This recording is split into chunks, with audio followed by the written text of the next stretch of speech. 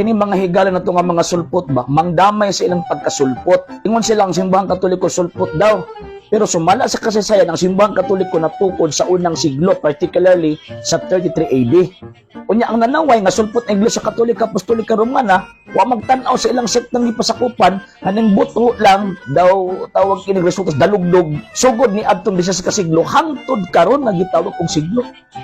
Naan lagi diferensyang mga tao, mutuon ninyo ana. Istorya siya ba, mura po tinuod. Pero, dili ito siya maoy basihan gikan sa balaang kasulatan. Ang tinuod ni sulpot, kanang mga pagtulunan nga wala sa Biblia, sama sa wisik-wisik, kanang mga purgatoryo, wala man agitudlo ni Kristo sa bagong tugon. Mao na siya ang sulpot nga pagtulunan. Ang ikaduha, wala po si Kristo nagpangalan sa Romano Katoliko. Mao na sulpot, di ba? So, ang iglesia, naana diha sa Biblia, sa wala pa ning sulpot nga Romano Katoliko. Ila-ila raman na ayaw mugtuana. Kaya nga naman, ang ilahang mga pagtulunan, wala na nakabase sa Biblia, nakabase sa tradisyon nga hinimo lang og tao. O, di ba? Nakita na to, kinsa ang tinuod nga sulpot. Kini nga itong mga higalang mga sulpot ba, di na sila muuwaw, no? Nga maingon nga ang simbahang katolika sulpot. Kay kung ato ang sakyan ang ilahang gitawag argumento ng simbahang katolika sulpot, subot pasabot nagpadayag sila sa ilang pagkaignorante concerning sa kasaysayan. And at the same time, mahulog nga ang ilang gieskwilahan mamahimong walay pulos. Kay di ba gitudlo biya ng history sa tawag ining ato ang pag-eskwela from elementary, high school or secondary hangtod sa tertiary, hangtod sa mga postgraduates subjects. Di ba gitudlo man ng kasaysayan? Unya dili gyud mo malilong ang kasaysayan o di malilong ang nakabutang nga information sa kasaysayan ng Santa Iglesia Katolika Apostolika Romana, iglesyang gitukod ni Kristo. Nyang moingon mo nga sulpot. Nyang rason ninyo kay sulpot ng simbahang katolika kay wa kuno panganli ni Kristo ang gitawag og iyahang iglesia. Duha gihapon ka punto ang ato ang tubag ni ana, mga sir ug mga ma'am. Kung nganlan manggod niya ang iyang iglesia, ang kuno ninyo. Di ba? Ang kuno gani mo karon nga pa niya nganli, how much more og iyahang gitawag og nganlan. And at the same time, di po niya butangan og ngalan ng iyahang iglesia. Nga naman kay kabalo mo sa kining mga minik nga mga propeta hilig kay mo gamit sa iyang ngalan. And tawag ining second point sa second part nato mga sir ug tawag ining mga ma'am, kung maingon sila nga di tinuod ang Iglesia Katolika tungod kay wa nganli ni Kristo ang iyang iglesia, so therefore di tinuod ang Seventh-day Adventist. Yo man nga wala man Seventh-day Adventist Biblia. Wala hay ubang tawag ining mga pangalan sa mga sulpot nga nakasulat sa balaang kasulatan as proper title or name sa iglesia gitukod ni Ginoong Jesucristo. Pero ang tumoy ni ana mga sir o conclusion ni ana mga sir ug mga ma'am, kana bitaw ang katawanan kayo ba kay ang ilahang negation, ang ilahang pagnigar diha sila nagsandig sa pulong wala or dili mabasa.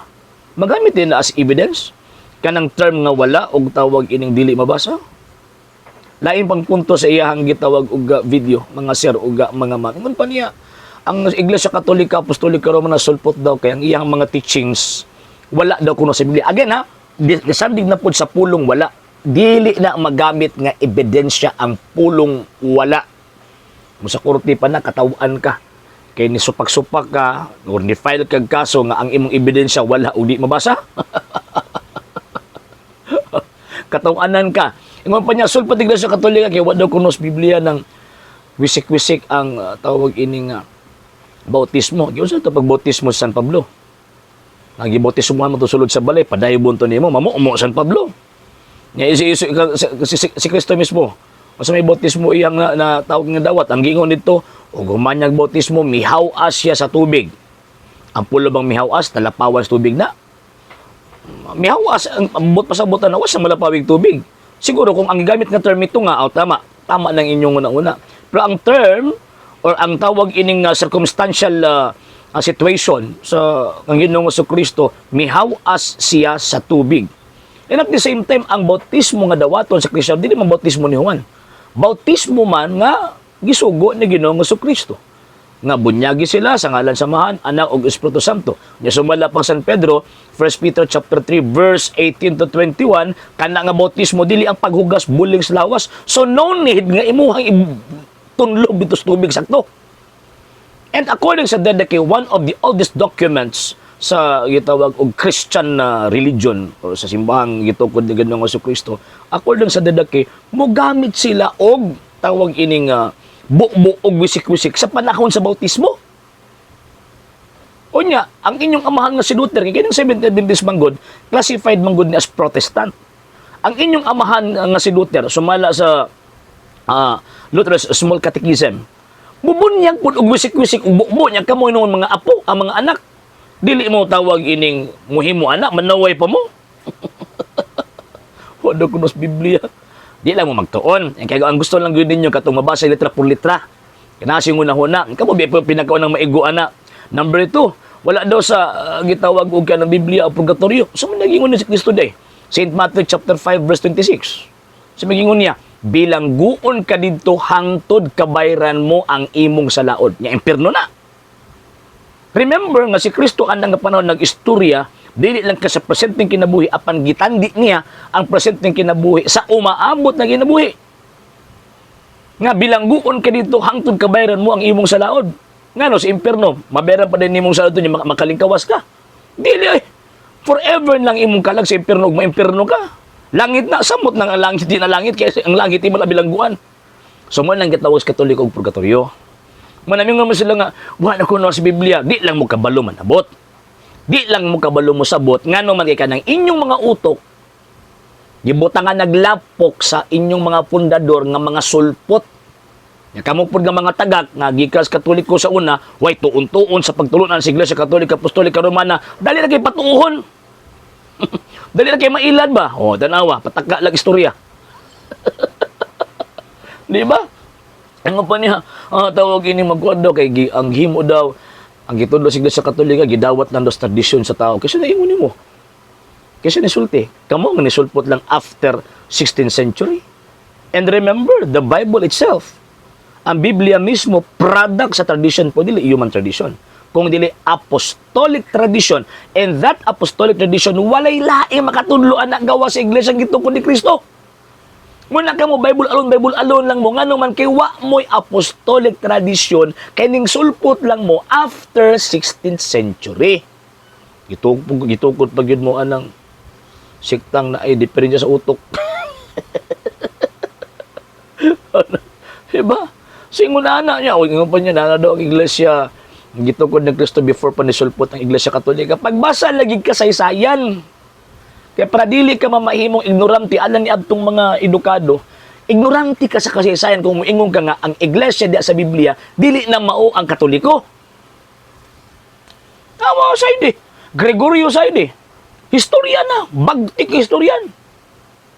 Unya pagkaman ang iyahang gitawag og mga writings, gihimong textbook sa mga dagko nga universidad. O sa maingon niya, ang simbahang Katolika mo nang gitukod ni Kristo. Asa man nimo mabasa sa Biblia nga si Kristo nagtukod ng iglesia? St. Matthew chapter 16 verse 18. So therefore, biblically and historically, kanang moong iglesia nga naa sa Biblia, mao nang Iglesia Katolika. Kung moingon mo nga dili na moong Iglesia Katolika, na amoy ginamin nga lain nga iglesia, igno mo sa kasaysayan. Ignorante.